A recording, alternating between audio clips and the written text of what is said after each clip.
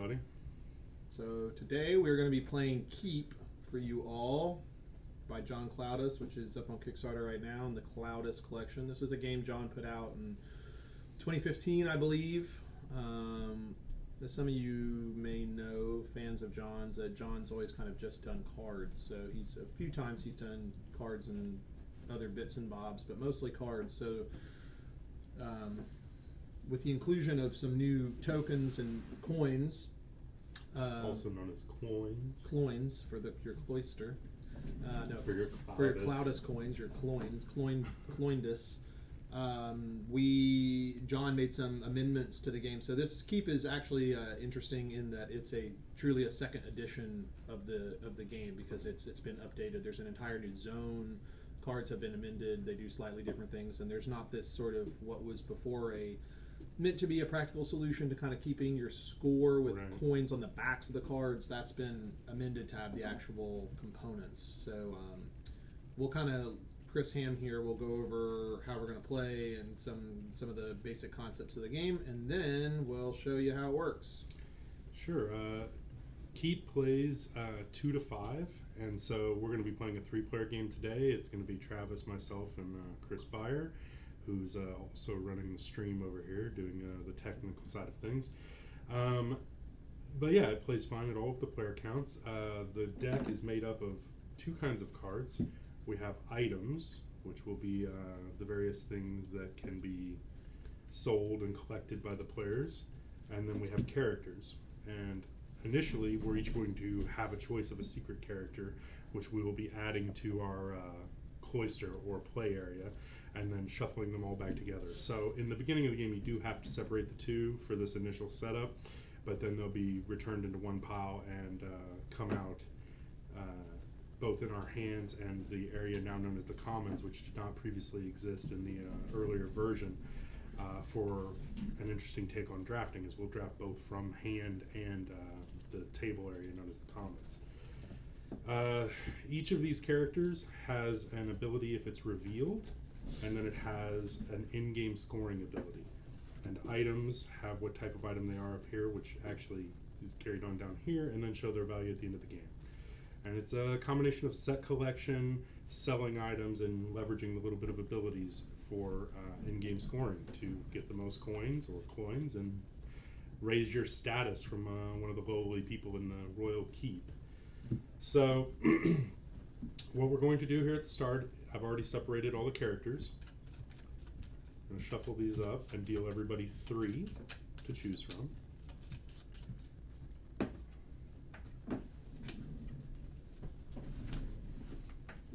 Now, this character that we choose will be added face down to our cloister. Now, this is important that it's face down for a couple of reasons.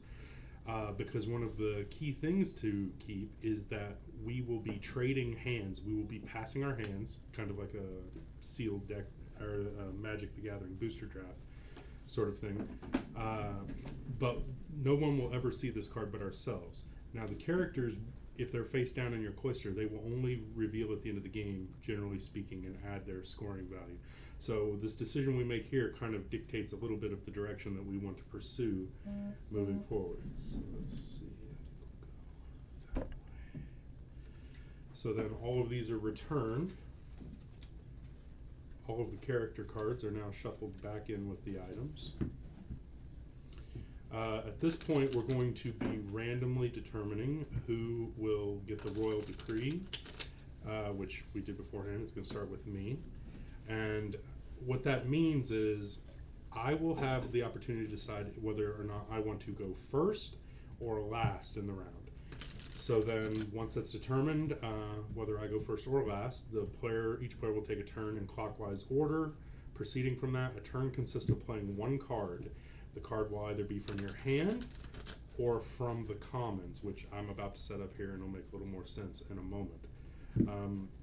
There is one other thing that can be done. We each begin the game with 2 bonus action tokens. Prior to making your play on your turn, you can choose to use one of your bonus actions, remove it from the game, and flip one of your face down characters in your cloister face up, resolve its ability at the top, but it remains. Under normal circumstances, should you choose to play a character face up to your cloister, you will resolve the ability and discard it, unless it explicitly states added to your cloister, which some do. So, And it's worth mentioning these are obviously prototype bits. So. oh yes, of course. So now we're going to deal everybody 8 cards. Remember to keep this separate from the guy already in your cloister.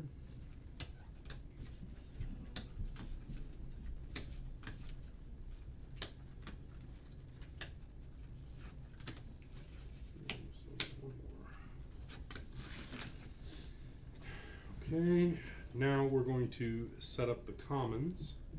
The commons, the number of cards in it varies depending on player count. Because we're playing 3-handed, it will have 5. It's the number of players plus 2. So at the start of the game, we're going to go ahead and add these. We have the baker, the gardener, the forge maid, and I swear I shuffled them, ironworks, and another ironworks. And we just put the deck right here. So, everybody take a moment to review your face down card in your cloister. Got that. Yeah, there you go. Okay. Let me look at my hand.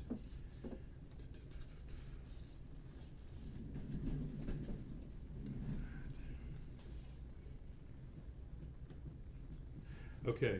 So while everybody's looking at their hand, a little more further explanation regarding the commons, or even playing cards from your hand. If you play a character from your hand, you can either play it face down, just like the one that you had initially at the start of the game, and save it for scoring later, or perhaps with with a bonus action token, or you can play it face up and resolve its ability, which may, in most cases, result in it being discarded. However, if you play an item from hand, it must always be played face up. If you do this, you have the same options if you choose to play from the commons. However, the card that you play must be replaced with one from your hand, because our hands are always diminishing, and we're playing towards the game will end when one player's hand is empty at the end of a round. So if I were to take this character, for example, whether I put it face up or face down, I would resolve it, and then I would have to replace it with a card from hand, and I would be adding coins to it to encourage other players to potentially take that during the round. So if I take a character, I don't have to replace it with a character, but I must put 2 coins on that card.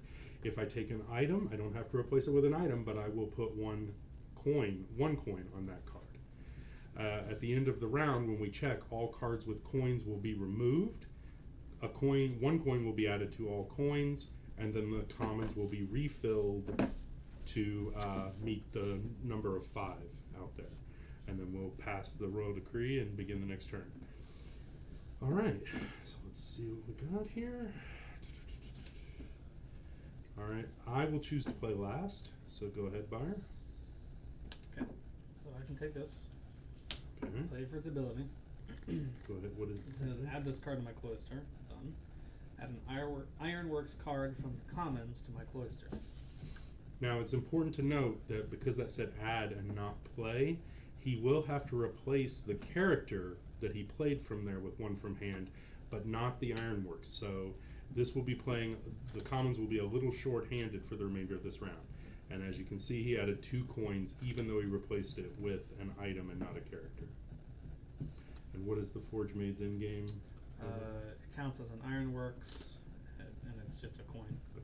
Okay. So remind me, if I take this, do I have to use its ability, or can I put it face down? You can put it face down, yes. Okay. So I'm going to go with just playing this guy here. Okay. All right. And you can't place a guy face down and flip him immediately, right? Correct. You must use this before you take your action. Exactly right. Got it. Man, oh man, you know I am the king of boring. I think I've got to take the coins, the 3 points, baby. So I'm just going to add this delicacies and take the coins directly into my play area. And I will replace it from hand. The blacksmith, because it was an item, I put 1 coin. Okay, it's the end of the round. I have the royal decree. Nobody's out of cards. We discard from here the card with a coin on it. We add 1 coin to each card remaining, and then we fill back up to 5 off the top. Pass our hands, and I pass the royal decree. And now buyer will be the one who gets to decide whether to go first or last.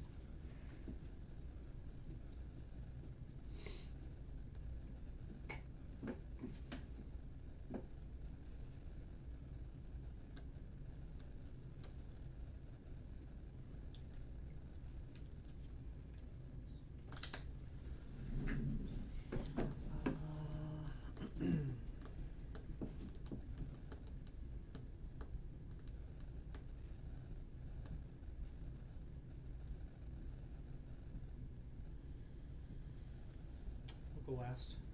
All right.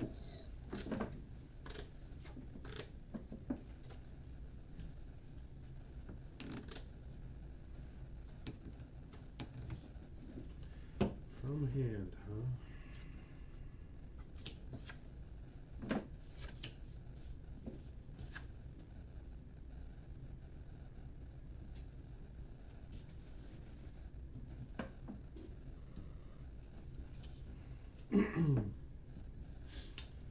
Alright, I will take the ancient elixir, which counts as a potion, and I will add an ironworks. Me? Yep.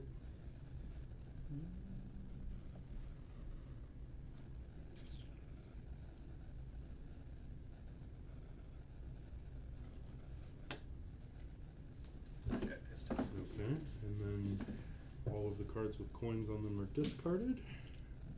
Coins are added to those that did not have them. And then we refill from the top of the deck. That guy's Was gone. there two? No. Oh, I'm sorry. Yeah, he had 1 point on. He had one on him. So he's dead too. I didn't see that. Alright, so we have a cornucopia, royal refuse, constable, ironworks, and delicacies. Pass the hand. Alright, Travis. You want to go first or last?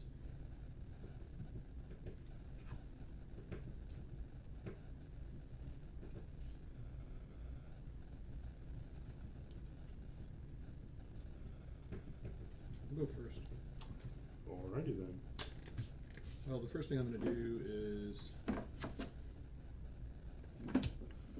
flip her Okay. and steal this. Seems uncalled for. And then I'll take this guy face down. I'll put this out there. Okay. I will.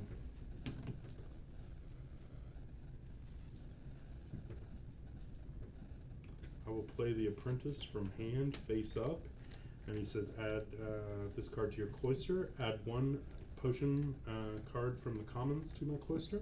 I'll take the cornucopia, which counts as an item of all types.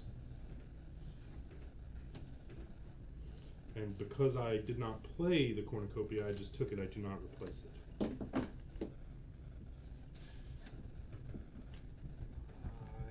will play the beggar as an ability and take all these coins. That's pretty nice. Okay. There are no cards with coins on them. Thank you, beggar.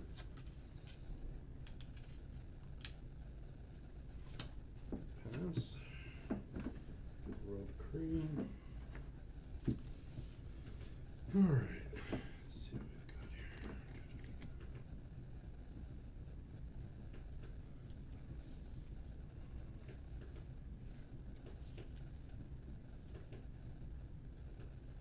And what does the glutton do over here? What's her in-game score? 5 if no player has more delicacies in their cloister than you. Mm-hmm. Okay. I will play the cornucopia. Do we not replace things? Oh, I'm sorry. Yeah, I already did. I'll choose to pull go all the first. coins off with it I'll there. choose to go first, and then I'll add an Ironworks from hand. Go ahead. Hang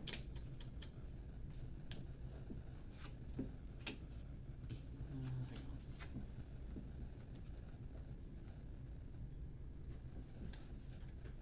I'll flip the Shrewd Trader. Take this item. And then I can sell, but I'm not going to. Wait, what do I get for selling? Is there a fixed amount? 3, right? 3, yes, 3 per card that you sell. Yeah, I'll sell the one that I just took. Okay. I'm gonna play that face down. And I'm done. Look at that, champion pumpkin. All right. Yeah, dead pumpkin. Yeah, all these go away.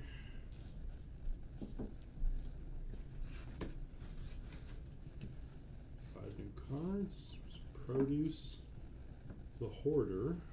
Oh, there's a lucky horseshoe. A potion. And a potion. What's the Hoarder say? 5, no player has more produce cards in their cloister than you. Yeah, I'll go first. Lucky horseshoe it is, huh? So I'm only going to be able to flip 2 of these guys. 1 more of these guys now. During the game, of course, at the end they'll be revealed for their scoring Yeah. effect. That stinks.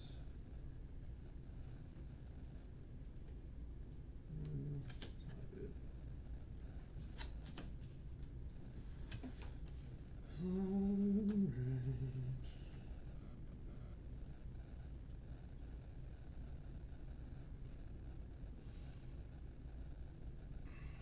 Alright, I'll play her.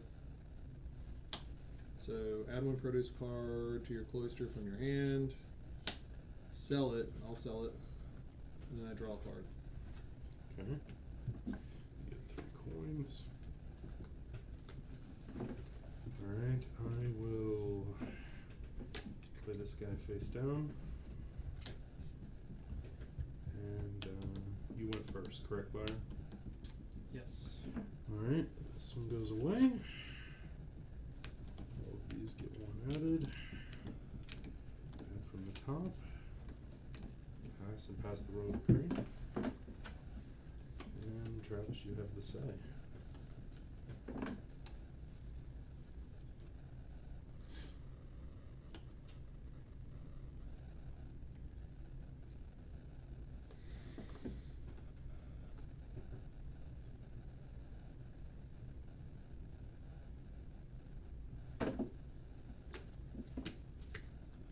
So add this guy to your cloister.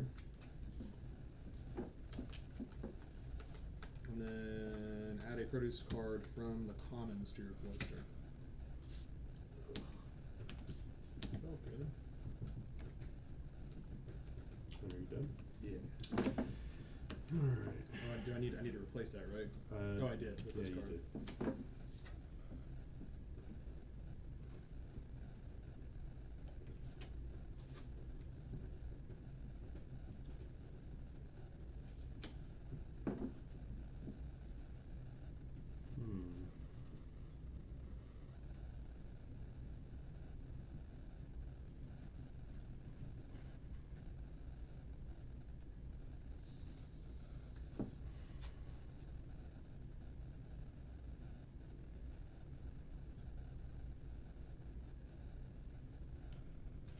I don't want to do that.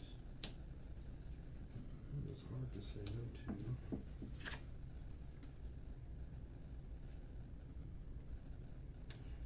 I will play this from hand. And that's it. Fire. Yeah. My bag of jewels. All of these are destroyed. Brag of drools. Brag. This is worth I got 2. Junaid.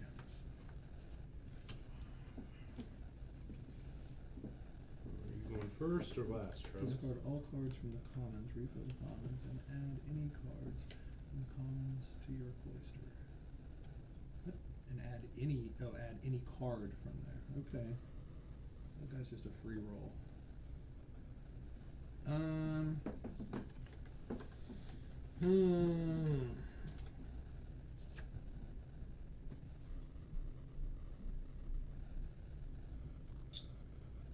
Well,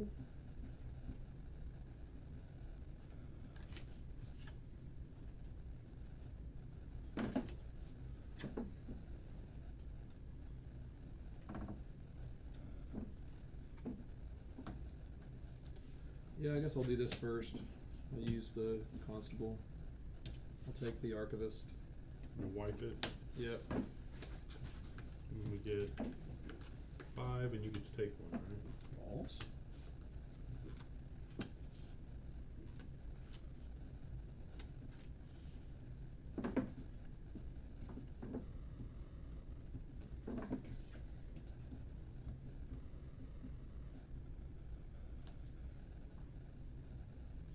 So when it says add any card to my cloister, I could take this guy and I could trigger his ability too? Because it says add a card to your cloister, so I'm not going to have to... No, because you're not playing it. You're Playing it you're is where you adding get it. the ability. Got it. Take this. A giant wedding cake. And hold on, I still haven't done anything yet. Correct. Or actually, no, I don't think I will take. That's fine. I will take that, and then I'll take Humble Boy.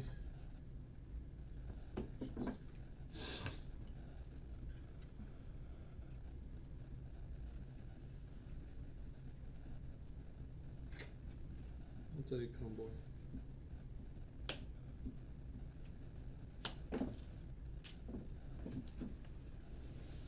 Do you like those free coins? Yeah. Alright, and I will... Replace on the card.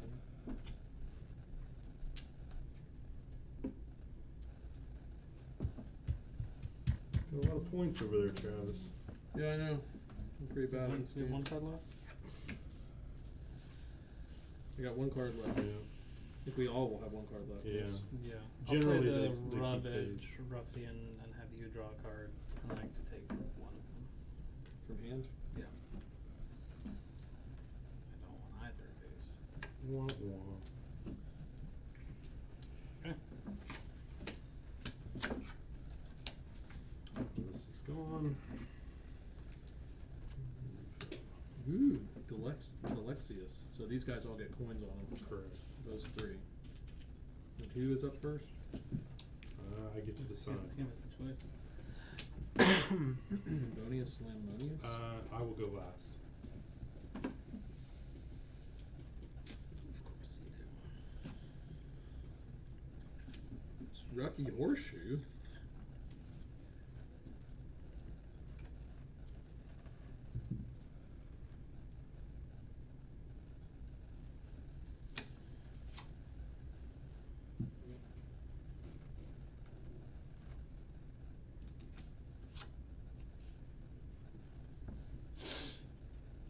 I'm gonna have to assume that you'll put it. Give me one of your cornucopias. Ooh. I'm not done. That's up to Telegram. Go ahead.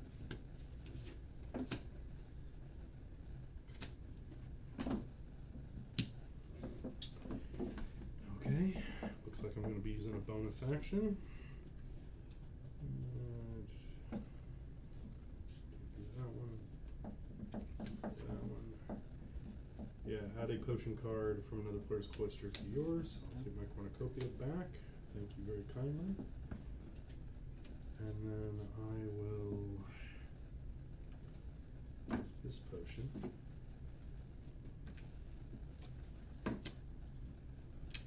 Okay. We check. We're off cards, and the game is now over. We reveal our scoring bros. Correct.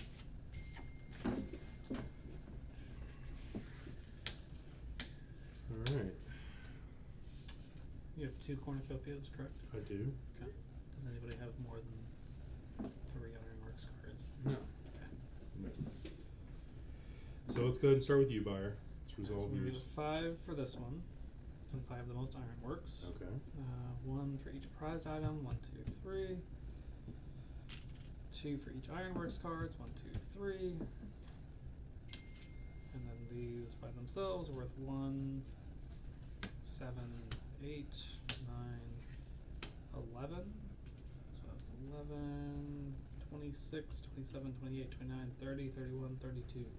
Did you count the ones sitting on the blacksmith there? 30, 30. Okay. All right, Travis. 5 if no one has more delicacies. I have 4. That is good enough. There we go. 3 if you have 2 or more prized possessions. I don't. Okay. 3 if no player has more characters than you. You do not. I have 4. I You have have 1, 2, 3, significantly 4, more. 5, 6, 7. Much. Okay, and that's 3, you said? Mhm. Here you go. 1 for each character card in your thing. So here's the 3 back. I'll take this. That's it. It's each other. So 6. Yeah. there we go. 2 for each delicacies in your cloister. 8. There's 2 more for a 10. 1 for each differently named card in your cloister. 1, 2, 3, 4, 5, 6, 7, 8, 9, 10. Jeez.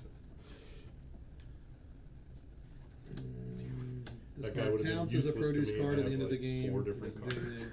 anything. 1, 2, 3, 4, 5, 6. Here's 6. I got a billion. That's lotsies. 44. Okay. So, this guy, I score 2 for each potion that I have. This guy counts as a potion, as do all of my items over here. So, 1, 2, 3, 4, 5, 6. So he counts for 12 in his own right. I have another one of those, so he counts for 12 as well. Nobody has more potions than I do, so that's 5. And then I just tally up the value of all my remaining cards. So 1, 2, 3, 5, 7. So and then I add it to the coins that I had. So 30. 1, 2, 4, 5, 6, 7, 8, 9, 40, 41. 44. All right, so 44, 41, and what did you have, Buyer? 33. 33. That's the game. You said 44, Travis? Yeah. So, I mean, as you can see, we played wildly different strategies here, too. I mean, that one card that scored you, what, 9 points or something for different cards? I literally only had Yeah, 5 different So he named had cards. 10 points off that one. Yeah. I had 6 different total cards because I focused entirely on potions. Every card I had was either a potion or related to scoring off of them, whereas he was all over the place with like 7 characters I did and the same whatnot. thing, but with ironworks.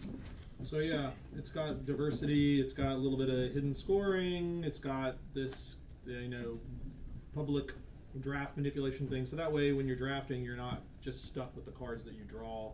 There's some output of different cards, so that helps you to kind of pad your strategy, tailor your strategy. I'm so sorry for my phone going off repeatedly. Well, and you always have the ever-shifting presence of what is out in the commons, and I had a really tough decision earlier at one point because I could have played I could have taken a potion from there that had 2 coins on it, which would have been worth a great deal to me, and I knew it was going away because all cards with coins on it at the end of the turn do go away, but I had this second alchemist, which was effectively going to make every potion that I had worth 3, or well, some of these, like the ancient elixir here is worth 2 in its own right. So even though I could have taken that for 3, this netted me something like 7 more points on that. So having to make those little snap decisions, because I knew also that this card wasn't coming back to me at that point in the game. So Well, I took these guys. I took these 2 guys so that I could get a guy, which this one card let me get 2 more cards. I didn't know if someone was going to have something powerful. My first thing I picked was the Glutton. And then I was really on the fence as to whether to use the Master Thief or not and steal one of your cornucopias, but it just kind of felt like it wasn't. I was just waiting on him, like what Sure. happened with him. I had to protect them. Yeah, so as you can see, I mean, Travis activated that nice little combo in there, and there's various things similar to that throughout. Either synergies where, like, I brute forced it and just went one straight path, whereas he kind of had to hit the right things. Dude path. Yeah. There's a lot of overlapping strategies. So there's the four core resources: the delicacies, produce, ironworks, and potions. Potions, yeah. So there's those four sort of basic resources, and then characters that support those. And then there's characters that care about characters. Exactly. Then there's the prized items and characters that care about the prized items, and the prized items also overlap into the basic items.